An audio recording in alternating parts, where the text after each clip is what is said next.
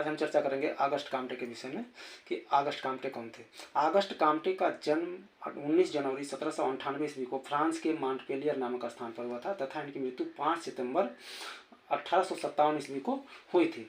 इनके माता पिता कट्टर राजभक्त तथा कैथोलिक धर्म के पक्के समर्थक थे, जबकि आगस्ट काम्टे अपने माता पिता के इन दोनों ही विचारधाराओं के कट्टर विरोधी थे। वे गणित के विद्यार्थी थे। वे किसी भी कार्य को योजना बना करके कैसे, कब और कितना के अनुसार कार्य किया करते थे। और इनका विवाह 1825 ईस्वी में कैरोलिन मैसिन के साथ हुआ था तथा इनका विवाह विच्छेद 1842 ईस्वी में हो गया था। इनकी प्रथम पुस्तक the prospectus of the scientific work required for the reorganisation of society 1822 ईस्वी में प्रकाशित हुई। इसकी भूमिका आगस्ट काम्टे के गुरु सेंट साइमन ने लिखी थी। इस पुस्तक में काम्टे ने सामाजिक पुनर्निर्माण की योजना प्रस्तुत की तथा इसको व्यवहारिक रूप प्रदान करने के लिए महत्वपूर्ण विचार व्यक्त किए। आगस्ट काम्टे के गुरु सेंट साइमन महोदय ने यूरोपीय सामाजिक व्यवस्था के व्यापक परिवर्तनों को महसूस किया और महसूस करने के बाद अपने शिष्यों के साथ उन्होंने चर्चा में यह बताने का प्रयास किया कि यूरोपीय समाज व्यापक सामाजिक परिवर्तनों के दौर से गुजर रहा है और समाज को पुनर्संगठित करने के लिए एक अलग विषय की आवश्यकता को महसूस किया और वे इस विषय का नाम सोशल बायोलॉजी रखना चाह रहे थे। आगस्ट काम्टे अपने गुरु की बातों से प्रभावित होकर के 1834 ईस्वी में इस विषय का नाम सोशल फिजिक्स रखा, लेकिन 1835 ईस्वी में बेल्जियम के एक विचारक एडोल्फ क्वेटलेट ने एक जर्नल में लेख प्रकाशित कराया, an essay on social physics. इस तरह से यह नाम इस अवधारणा के साथ एडोल्फ क्वेटलेट का नाम पेटेंट हो गया।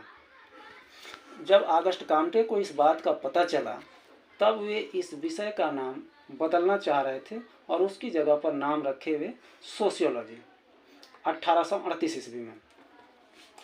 अब सोशियोलॉजी दो शब्दों से मिलकर के बना है, सोशियस प्लस लोगोस। सोशियस लैटिन भाषा का शब्द है और लोगोस ग्रीक भाषा का शब्द है।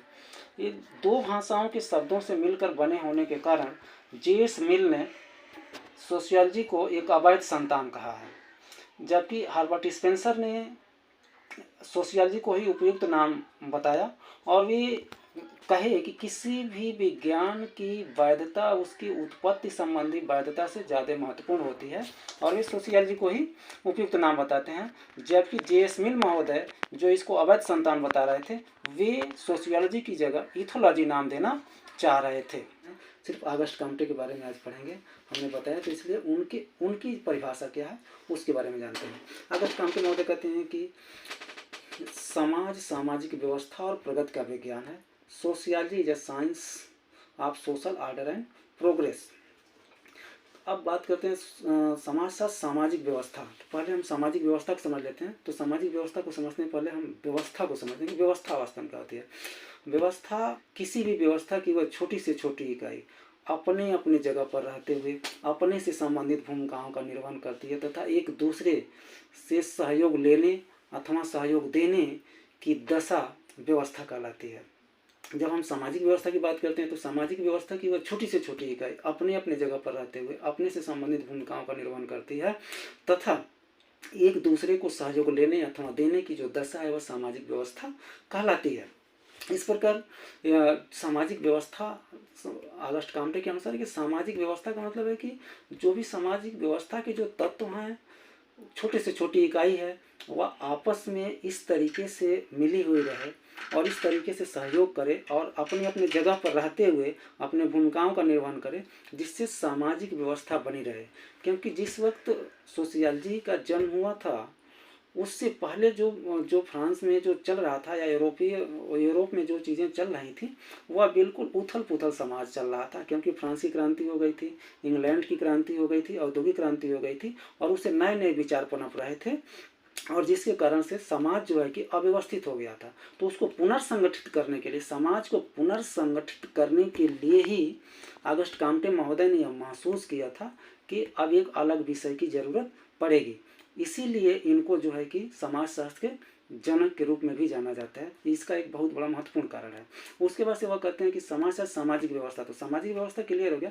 अब सामाजिक प्रगति, सामाजिक व्यवस्था और प्रगति का विज्ञान। प्रगति के लिए वह बताते हैं कि जब किसी भी व्यवस्था की छोटी से छोटी इकाई जब एक दूसरे अपने अपने जगह पर रहते हुए अपने से संबंधित भूमिकाओं का निर्वहन करेगी और एक दूसरे को सहयोग लेने और देने की जो दशा होगी वह सुव्यवस्थित होगी। जब समाज जब सुव्यवस्थित होगा तो वह विकास के राहों पर अग्रसर होगा। ऑगस्ट काम्टे महोदय ने समाजशास्त्र के 2 भाग बताए हैं, सामाजिक स्थैतिकी सोशल स्टैटिक्स तथा सामाजिक गतिकी सोशल डायनामिक्स। सामाजिक स्थैतिकी से तात्पर्य है कि यह समाज की संरचना को प्रदर्शित करती है, समाज के विभिन्न भागों की परस्पर क्रिया और प्रतिक्रिया की खोज करती है तथा सामाजिक आवश्यकताओं की खोज से संबंधित है। जबकि सामाजिक गतिकी जो सोशल डायनामिक्स है उसमें समाज रूपी जीव के परिवर्तन की प्रक्रिया और स्वरूपों के अध्ययन पर ध्यान केंद्रित किया जाता है। इसके अंतर्गत समाज का विकास, परिवर्तन की प्रक्रिया और परिवर्तन के निर्धारक तत्वों की खोज की जाती है।